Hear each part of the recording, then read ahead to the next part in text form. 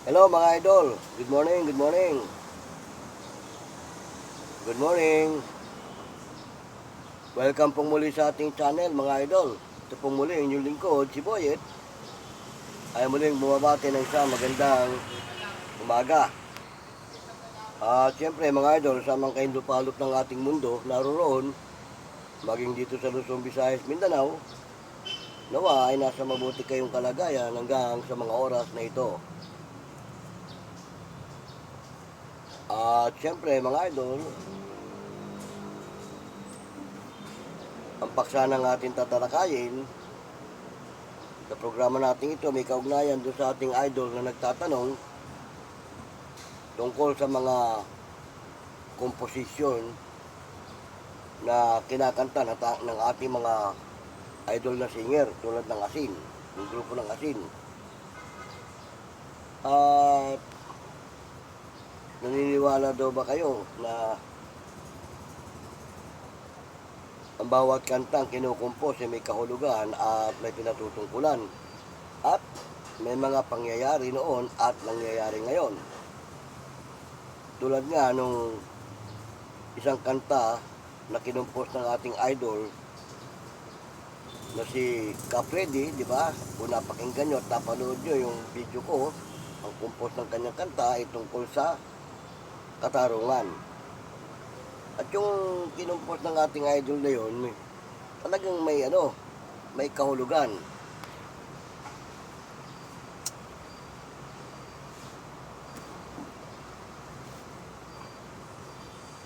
Yung nga mga idol, yung kinumpos ng ating idol na si Capre de Aguilar, ay talaga namang may laman at may kahulugan at may mga pangyayari. Kaya nga ang title doon, Katarungan. Itong tatalakayin natin ngayon, composition to ng ating idol na singer, itong Asin.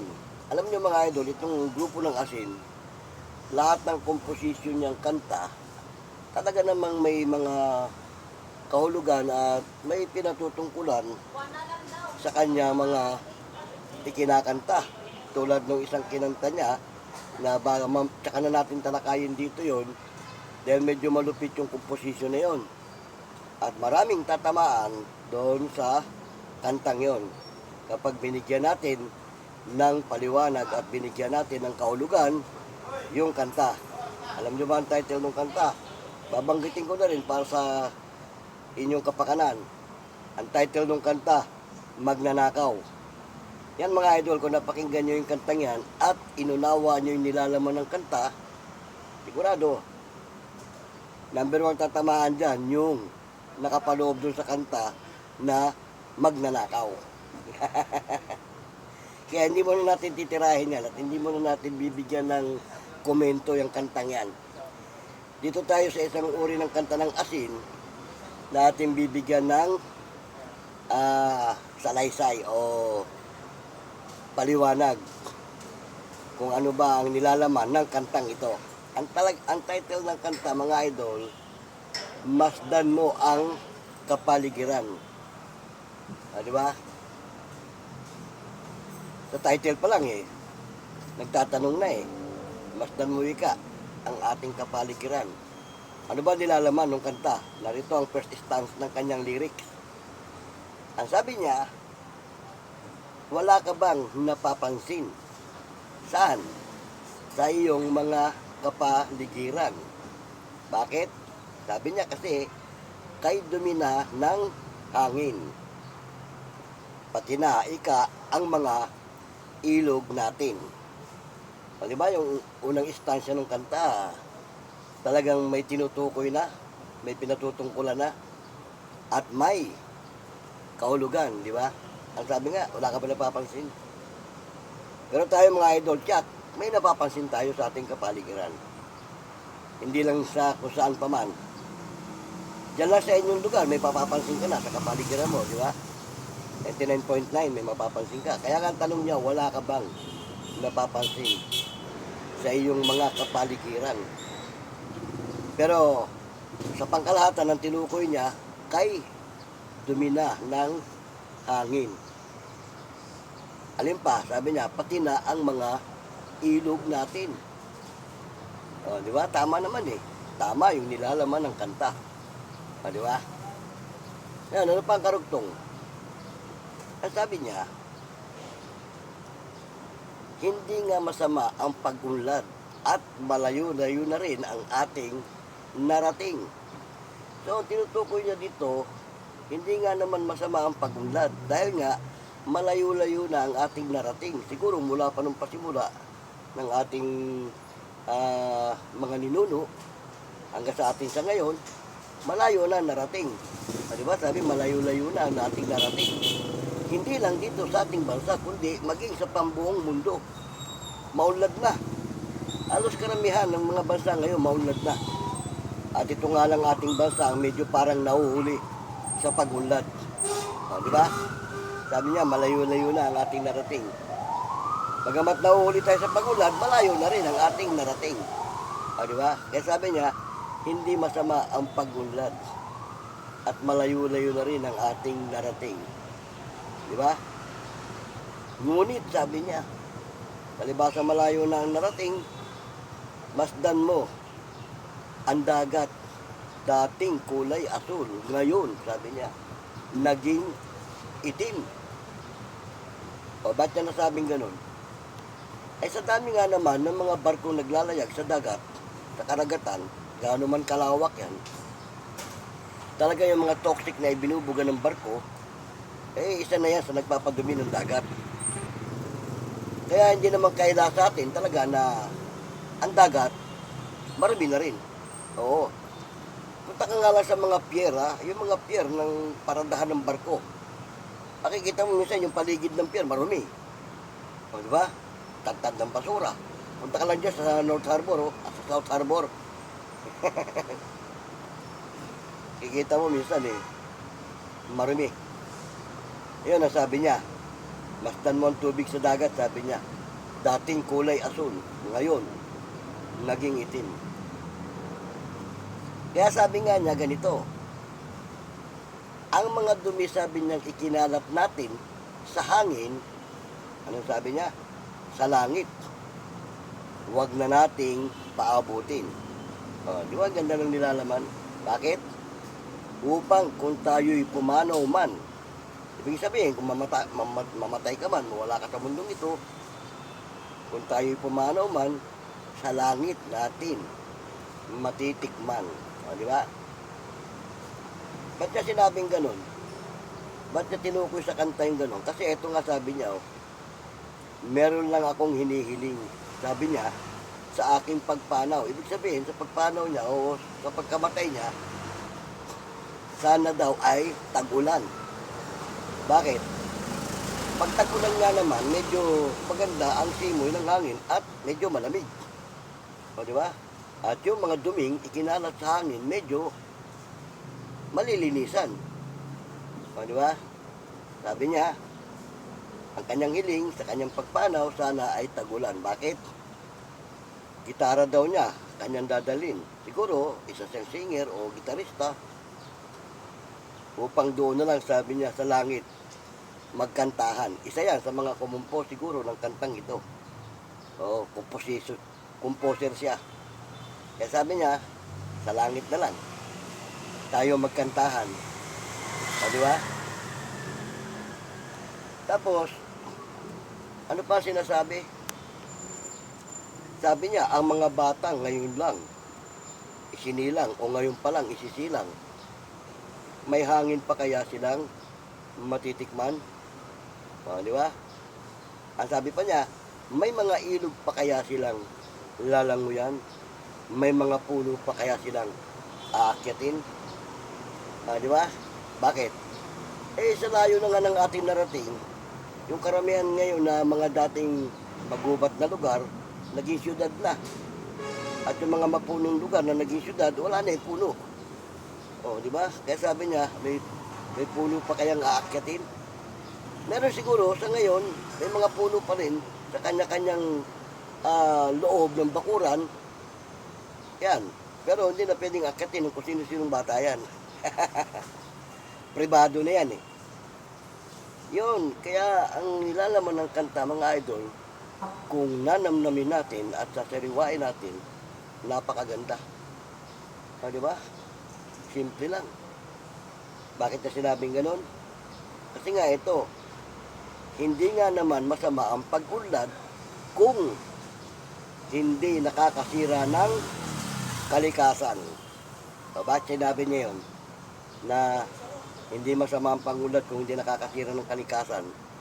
Dahil nga, karamihan ng mga, lalo dito sa Metro Manila at sa iba pa mga karatig lungsod at iba pang karatig na lalawigan, ginagawa ng subdivision yung mga lugar na dating mapuno at dating kaya sabi niya, hindi nga masama ang pangunlad kung hindi nakakasira ng kalikasan. Alin yung mga kalikasang binabanggit niya? Isa na nga yan, yung mga puno.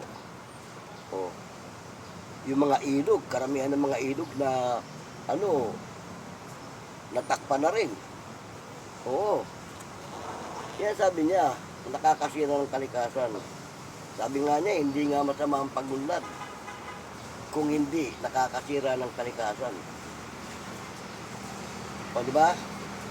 Kaya yung nilalaman, mga idol, ng kantang ito, talagang may kahulugan at tumatama sa mga pangyayari.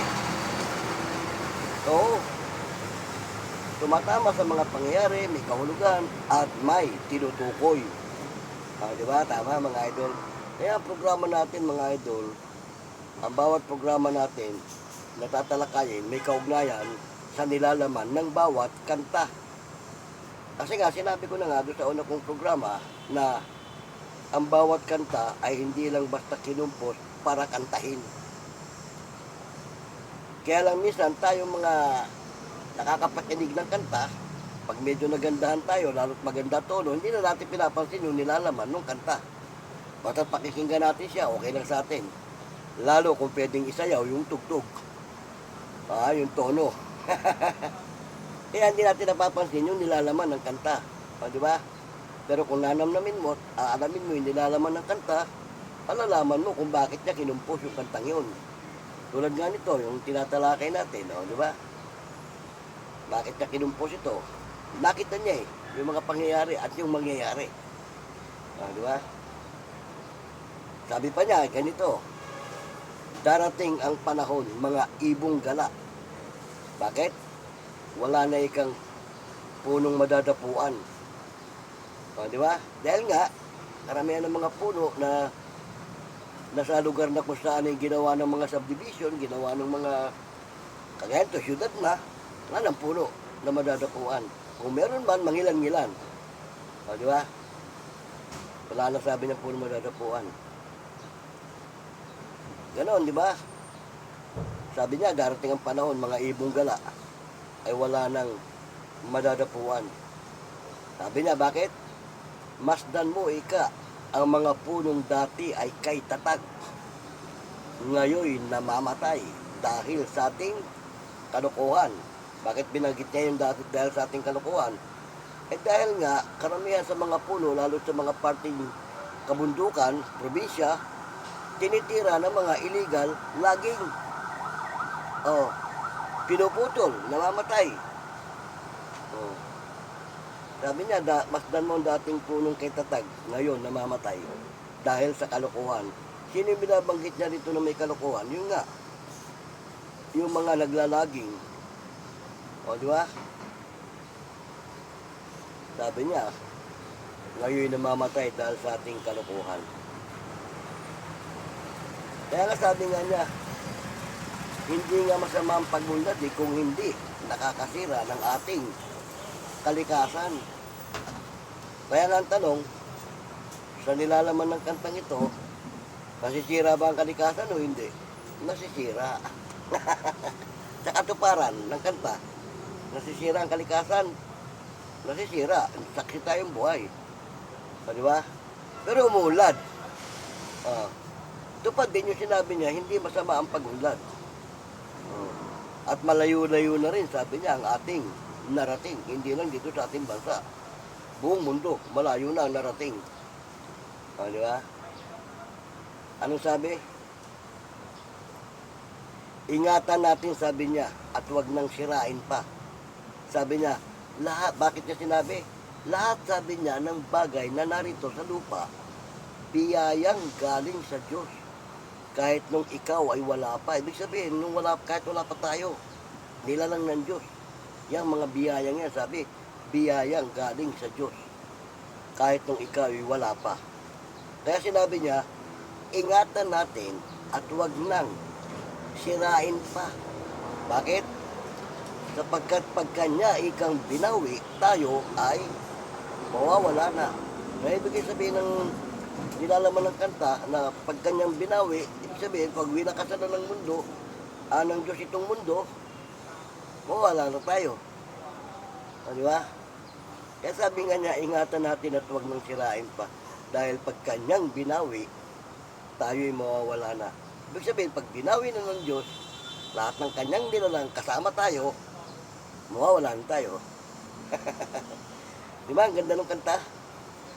Kaya yung idol nating grupo ng Asin, lahat ng kanta niyan, pagka ninamnam mo, pinakinggan mo at inunawa mo yung nilalaman ng kanta, talagang maganda. Galing ng kanilang mga komposisyon.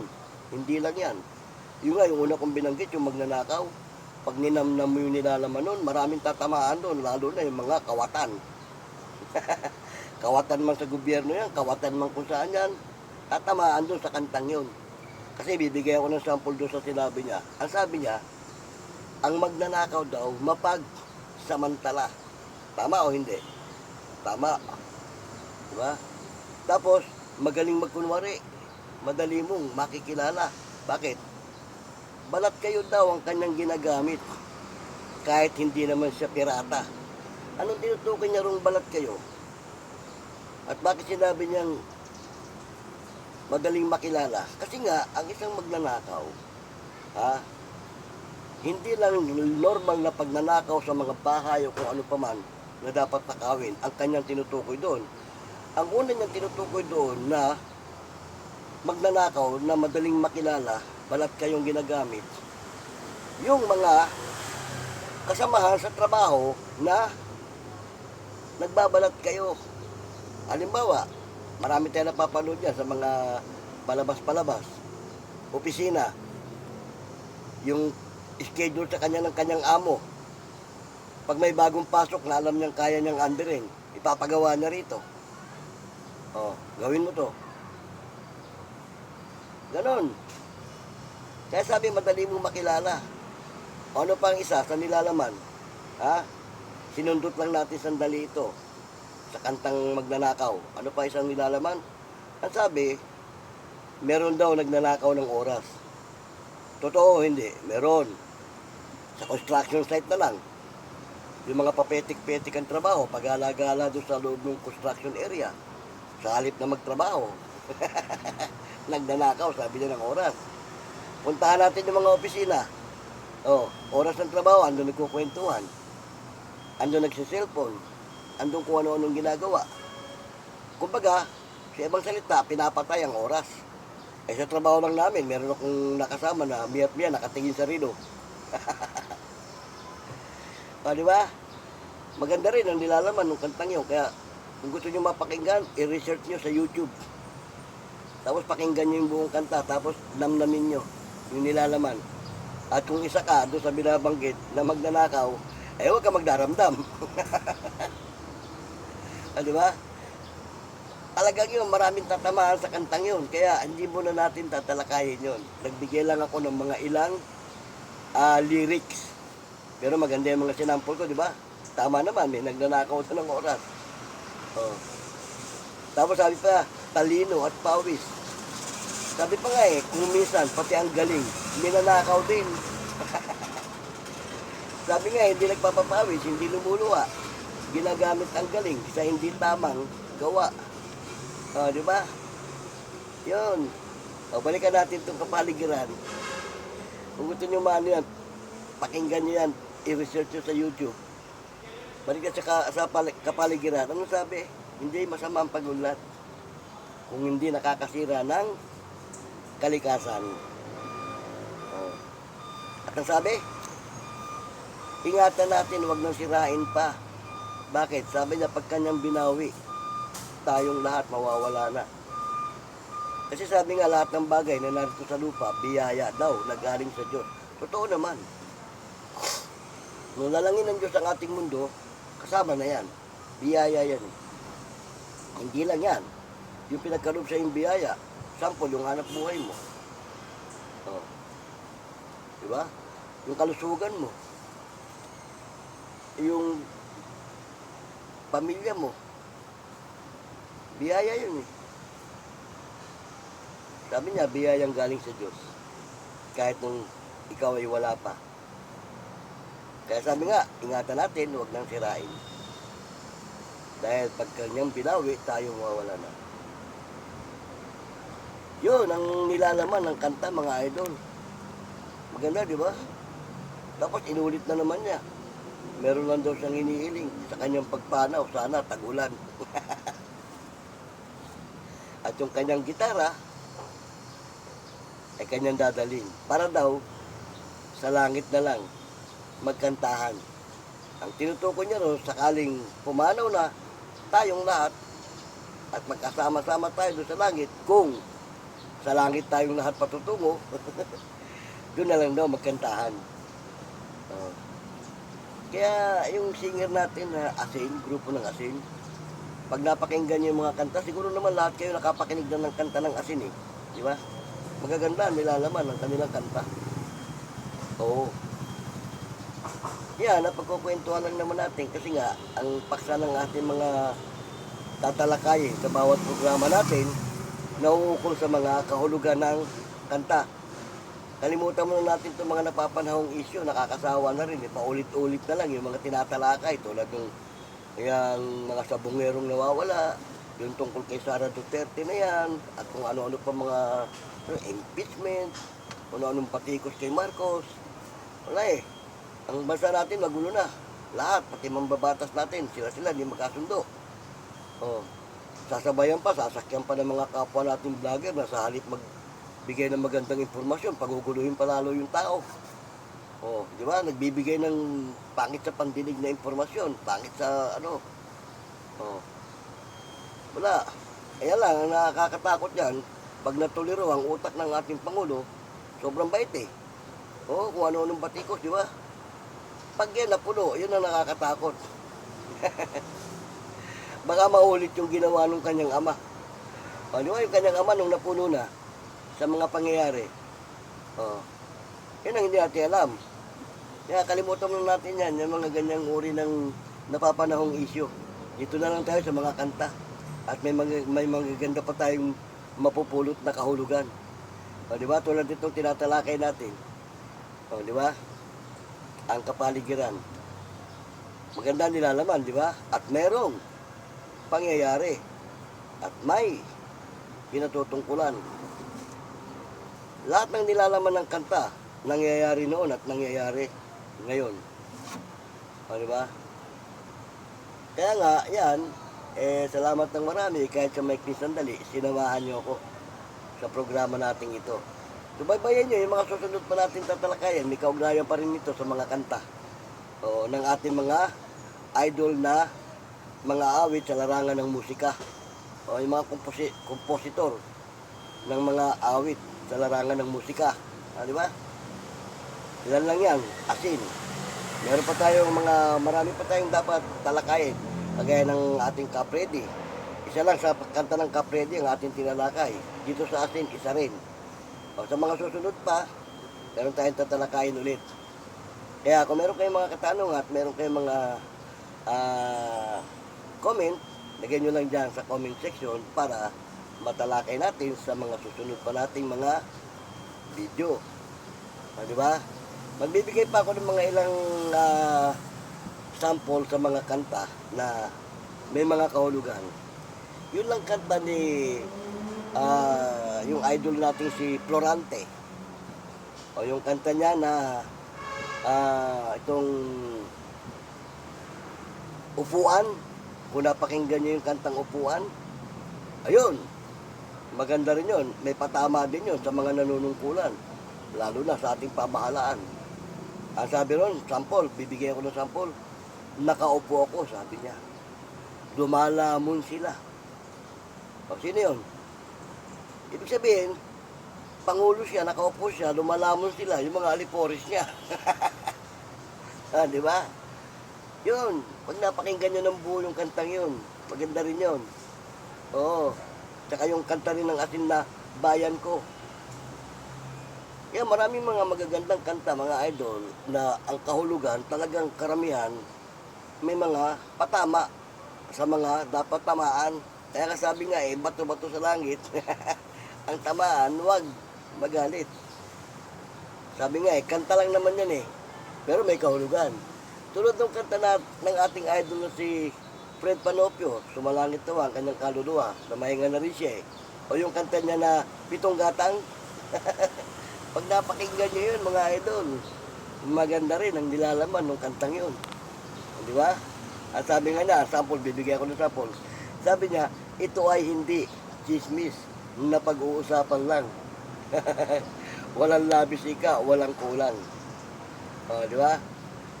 Tapos sabi nga niya doon sa ibang bahagi ng kanta, bakit daw merong tao na katulad niyang chismoso at sa buhay ng iba'y usisero. Ibig sabihin, yung buhay ng may buhay, pinakikialaman, inuusisa. Tapos sabi pa niya, kung piko ng iyong ugali at hindi ka pasensyoso, malamang oras-oras, basag ulo. Maganda rin mga idol, yung nilalaman ng kantang yon. Sa mga susunod dating video, tatalakayin natin yung mga binabanggit ko sa inyong kanta. Para mapaiba naman tayo ng programa. Puro na lang yung napapanahong issue, nakakasawa na, di ba? Tapos wala ka namang makikita ng pagbabago. Puro batikos, puro paninira. Wala. Kaya ang bansa natin walang pangunlad Sabi nga malayo-layo na ang nararating, pero yung bansa natin mukhang talagang nahuhuli tayo sa lahat ng malayo na narating ng mga kalapit nating bansa, pero tayo, kagaya ngayon, ano ba nangyayari, di ba? Matatapos na lang ang termino sa mga hinalal ng ating mga mamamayan. Walang natatrabaho.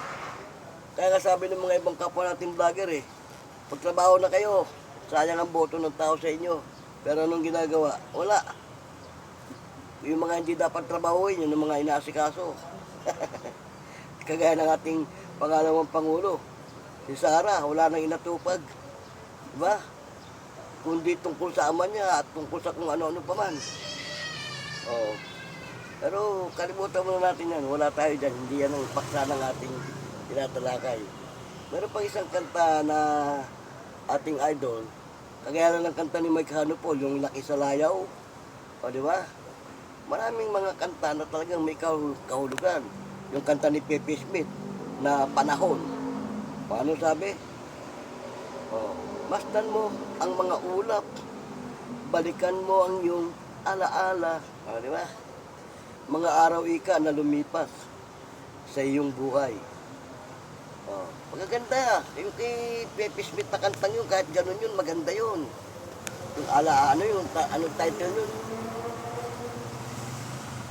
Titignan ko kung anong title yun, maganda yun Titirahin din natin yun. Tatalakayin din natin yun. Yung mga binabanggit ko sa inyo na sinasample ko sa mga susunod nating video, tatalakayin natin yan. Pero sa mga Pinoy rock lang tayo, wag muna tayong tatalakay sa English. Sa mga Tagalog song lang tayo. Sa mga Pinoy song. Tatalakayin natin yon. Marami kasi mga magagandang Pinoy song Pinoy rock na maganda nilalaman. Yan ang mga paksa ng ating titirahin. Marami. Ang pinakamalupit nga na kanta ng asin na